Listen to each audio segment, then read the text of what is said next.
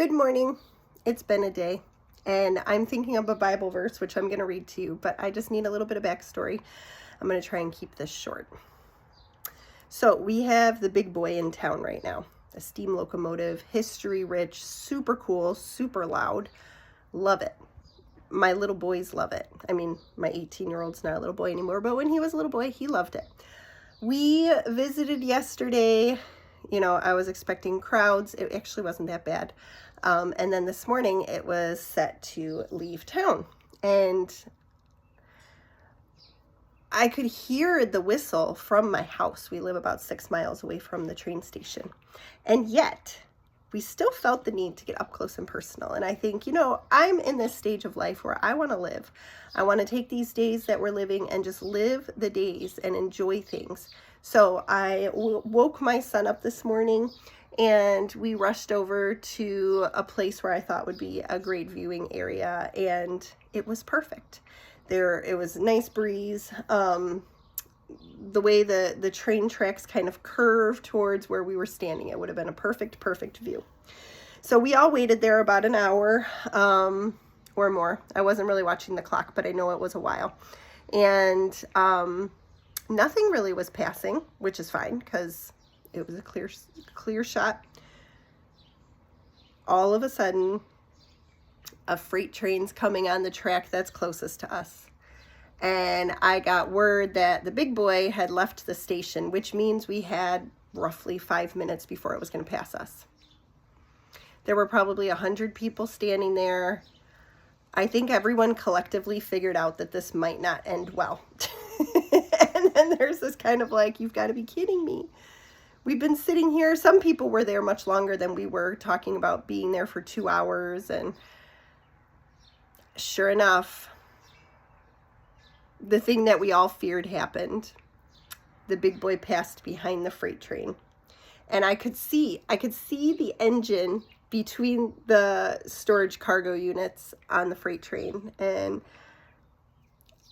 I get disappointed more in people's behavior, but this moment, it felt like a personal attack. The irony behind it, I don't know why these types of things have to happen, but I also took it as a moment to really just laugh about the situation. And I think I might have been the only one, because people were not laughing. People were very upset, and rightfully so.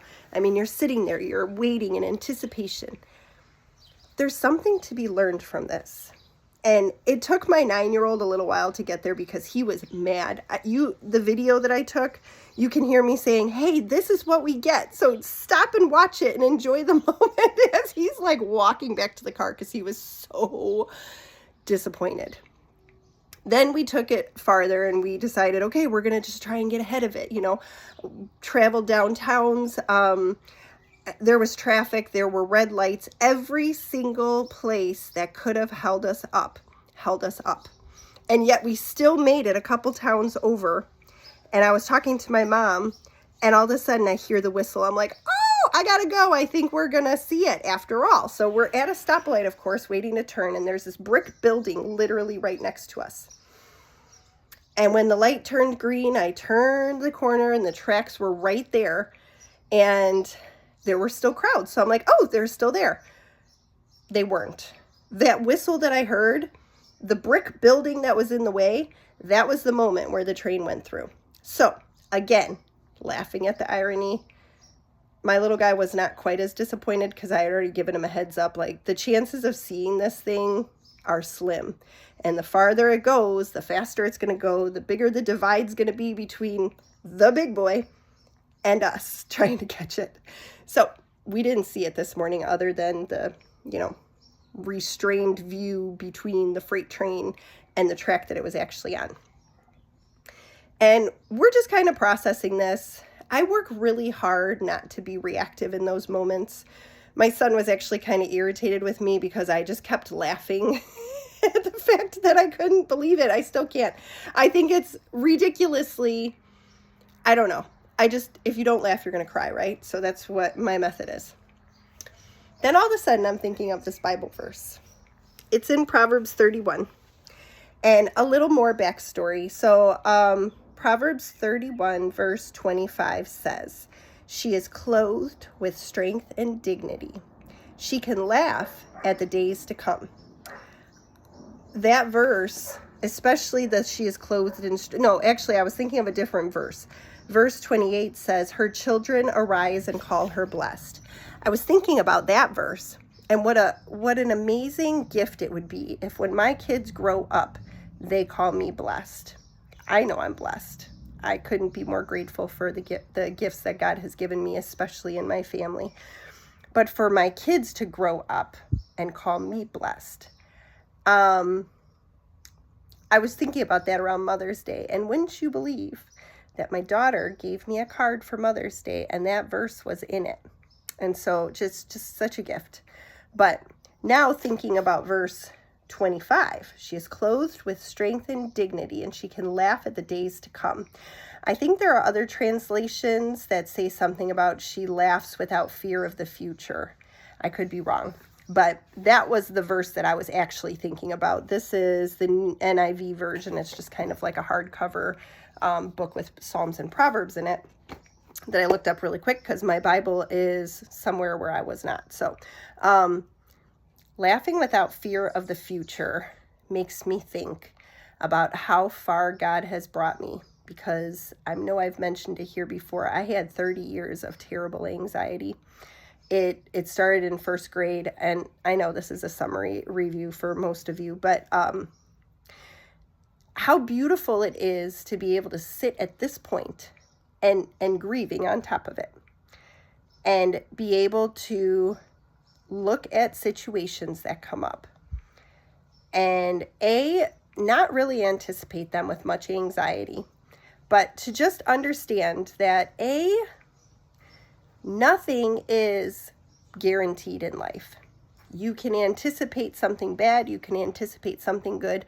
The chances of it coming the exact same way that you anticipated it are very slim. They're small. What do we do in response to those things? Okay, my method is you laugh or you cry. I'm going to choose laughter if I can, if it's appropriate. If it's something that's terribly heartbreaking, laughing's probably inappropriate, but I think it still happens sometimes, right? Our human response to the way this world works is often not going to be what's expected. And we have a lot of things that we have to work through sometimes. But the bottom line is, I think when your faith gets to a point where you only turn to God and you only look at the facts being, no matter what, God has me. No matter what, I can trust him. I can be discouraged. I can be disappointed. I can be fearful. I can be all these things. But the reality is that even though we're designed with a whole host of emotions, there are some that will draw us closer to him.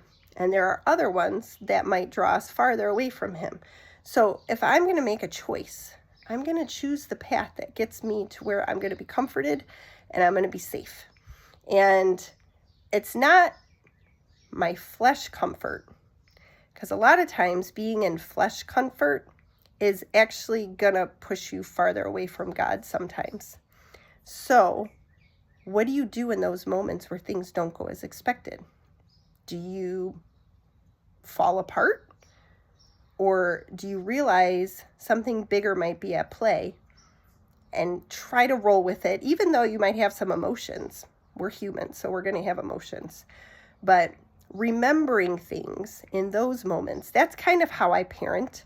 I'm always trying to remember, hey, if I'm going to respond to something, most likely I'm being watched. Even if it's not one of my kids, it could be a neighbor, or it could be, I don't know, anyone around you is going to watch how you react to situations.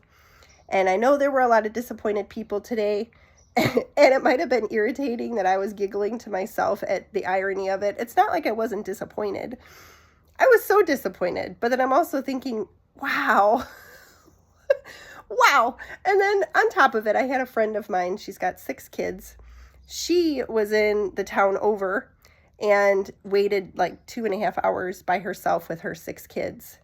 And I just thought, how amazing is it that we were the ones that had the freight train obstruction, and I had just one child that was disappointed? Could you imagine if it would have happened in front of her family?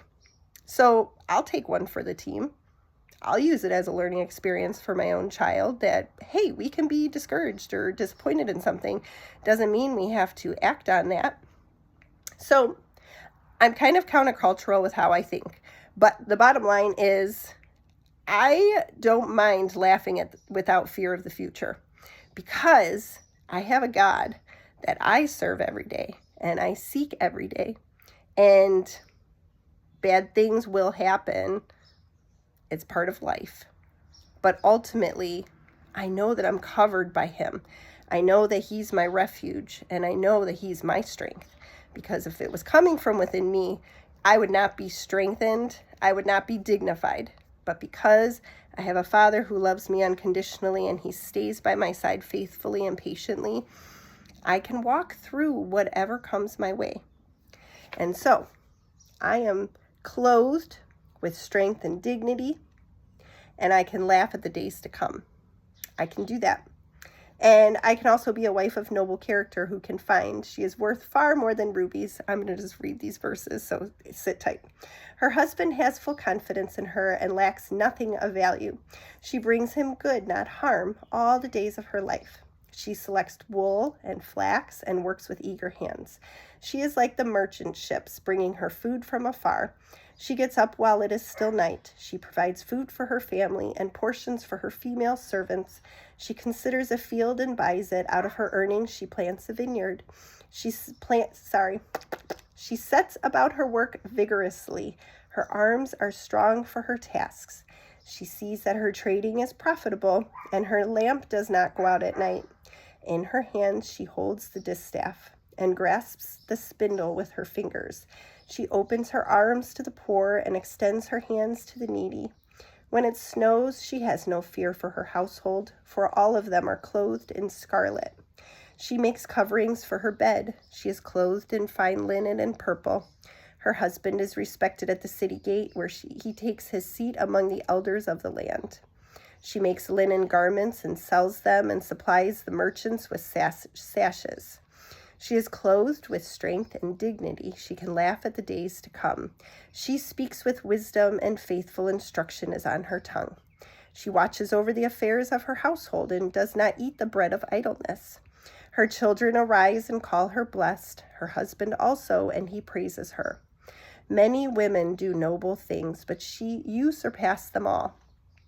Charm is deceptive and beauty is fleeting, but a woman who fears the Lord is to be praised. Honor her for all that her hands have done, and let her works bring her praise at the city gate. That's my influence. Doesn't mean I'm going to be 100% a Proverbs 31 woman, but what I do know is as I read these verses and I look back to the past and I look forward to the future, and I can see every single line of this is where the Lord's hands are. And the Lord is what makes a woman this way. And all that we need is to fear the Lord, and the rest will fall into place. So that's my encouragement today. I know my story was kind of crazy and it probably went on a little too long, but I still am laughing at it. I can't even believe it. But anyways, we're going to take something from it. And that's what we learn. And I had a great conversation with my little guy afterwards, after he kind of got over all of his discouragement. And he prayed about it. He said, Lord, please help us find this train. Help us get ahead of it. And I threw in there, help us to have a straight path and find the way to get there. And then it didn't happen. And I had a talk with him about what are the 3 answers that God gives us. Yes, no, and not right now. Wait, maybe the time will come in the future. So we're just living life lessons over here. And I hope you have a great day.